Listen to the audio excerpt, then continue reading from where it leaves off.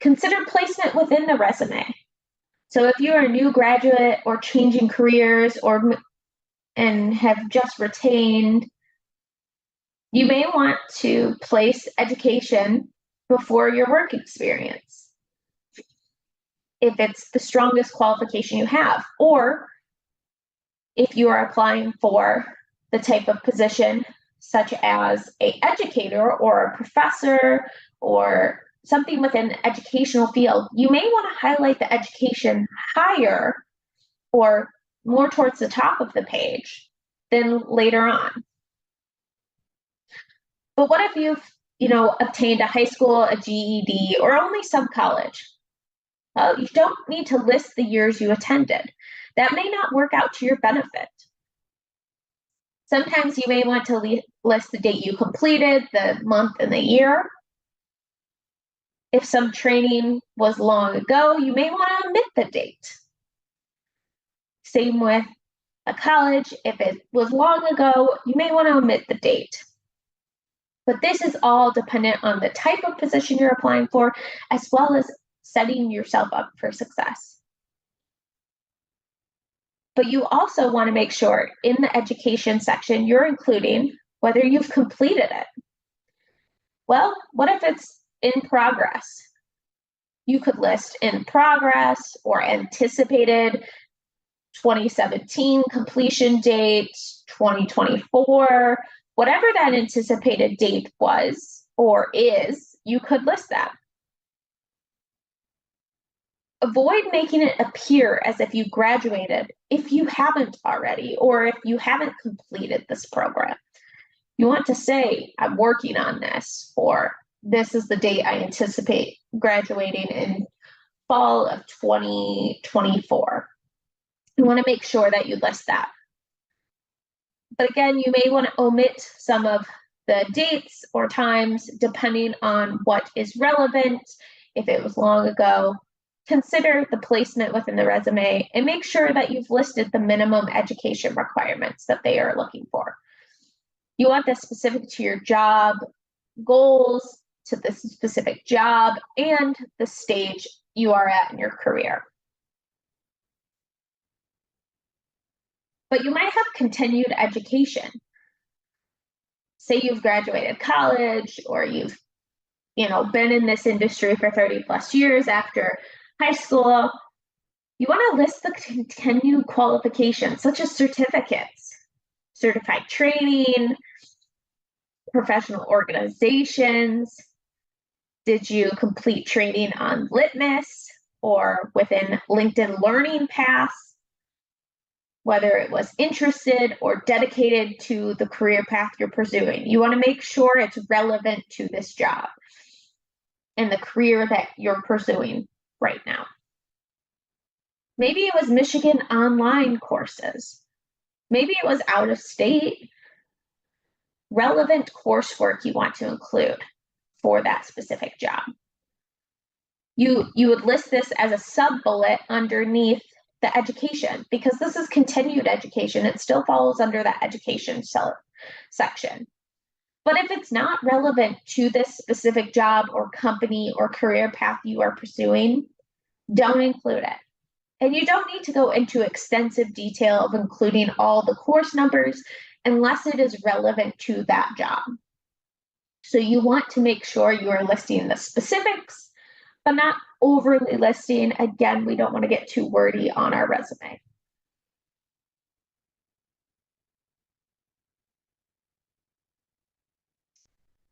The next section of your resume is professional development.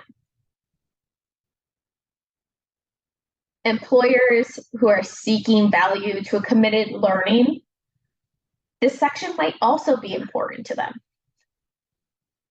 Again, the example I gave was a professor or a different career, something in the trading industry. You may want to consider this professional development section. If you have taken a class lately, look for one in your field. There are many webinars and free training online if there is a cost barrier factor. This also may include if you're applying for an EWOC apprentice position. EWOC or apprentice positions at the university, these professional development sections. The heading options for this section could be professional development, it could be advanced training, it could be additional coursework. Again, this is an optional section, but this is a section that if you do have those details, you can see. So you'll see an example below at the bottom of the screen. Professional development is what they titled the section or heading. Lead with the most important credentials. What is most relevant or most crucial to this job? Use precise language to describe the coursework, including the full name of the application. So you'll see the full name of the Microsoft SharePoint Power User Training 2010 below. That is in the full name included, and you want to make sure you're showing this. This professional development will also show your balance between work, life, and outside schooling, what you are dedicated to. It'll show value to that employer who seeks commitment to learning.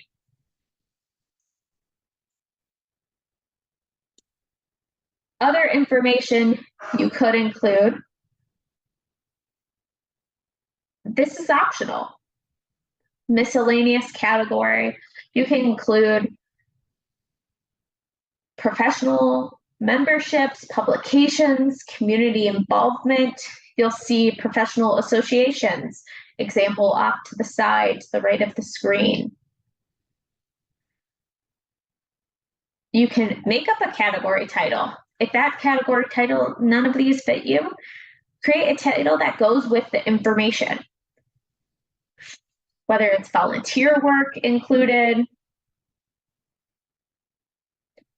The goal is to make sure that this information is relevant to that job. You don't want to include something, well, you placed well in a 10K race, but your career requires physical fitness, and you may want to leave it off if you didn't place well, or there wasn't any other professional association. But if there was volunteer work that was relevant to your position, for a project manager, applying any relevant volunteer work or publications or community involvement often, you want to list that information in order of importance as well. Again, this is an optional section in a category, but it is an option. And lastly, you may want to consider additional considerations in your resume. These additional considerations, like I mentioned previously, could include a LinkedIn profile or other professional. Now, these are additional considerations, additional developments to your resume, or even your cover letter, including these portfolio pages might be beneficial, especially if you're applying for a graphic designer position. Professional acronyms you've achieved.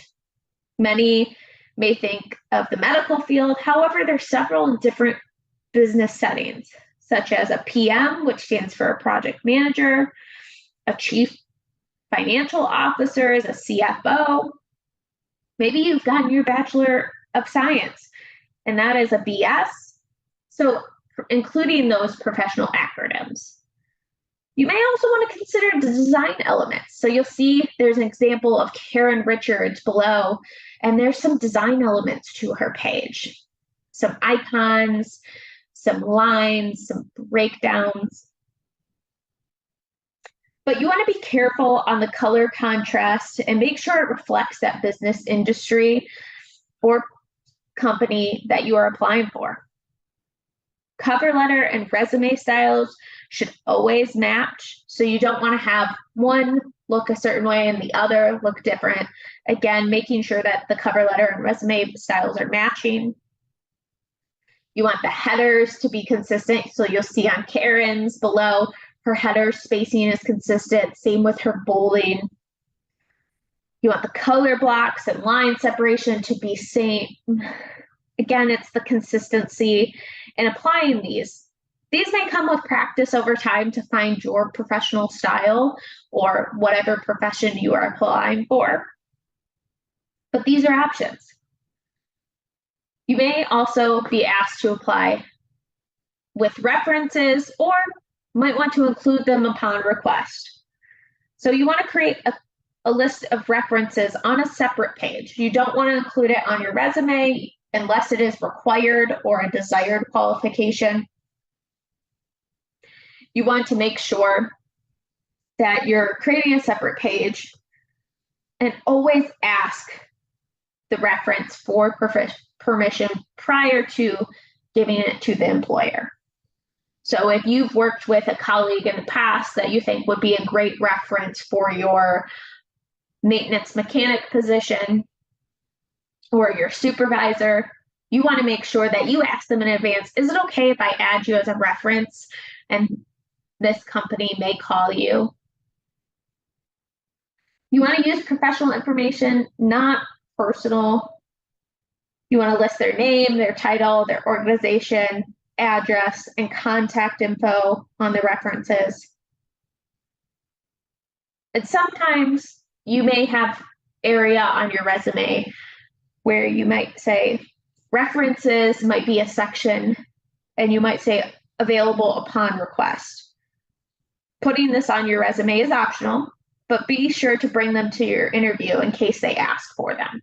So having those references created prior to an interview or having them created prior to applying for a job also sets you up for success. But these are just additional considerations to factor in when you are applying for the position. And these are additional considerations to include on your resume.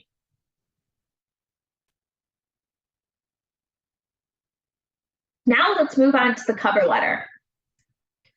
In the cover letter, you'll see on this screen, there's several different types of cover letters, but before we dive into it, you'll see the styles are different. Just like on a resume, it may differ depending on the job or the outline or the structure or additional considerations you've added. So these are just some examples, but let's dive into and remind ourselves again, what is a cover letter?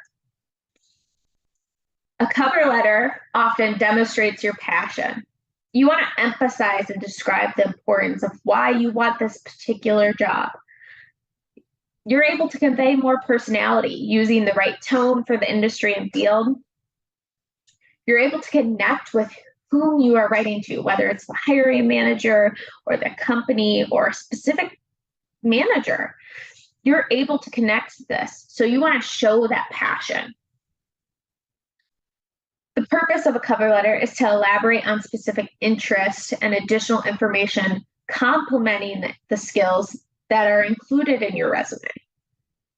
Often filling the gaps that your resume can't always cover may be required based on the job posting, so the cover letter might be required. Again, it goes into one of those required and desired qualifications.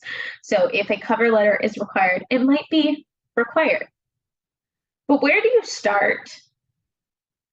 Well, you could start by, and I previously mentioned this in the resume section, is reviewing and researching the company or organization, even the specific job details.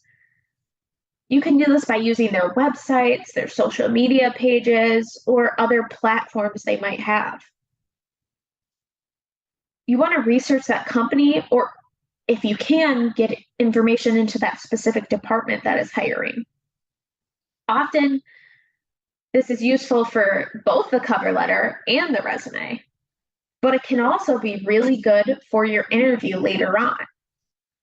So if you're applying for a maintenance position within facilities and operations at the university, even just an EWOC position or an apprentice position or electrician position, project manager, whatever it might be, if it's within the university, facilities and operations, you want to ask yourself, what do you know? about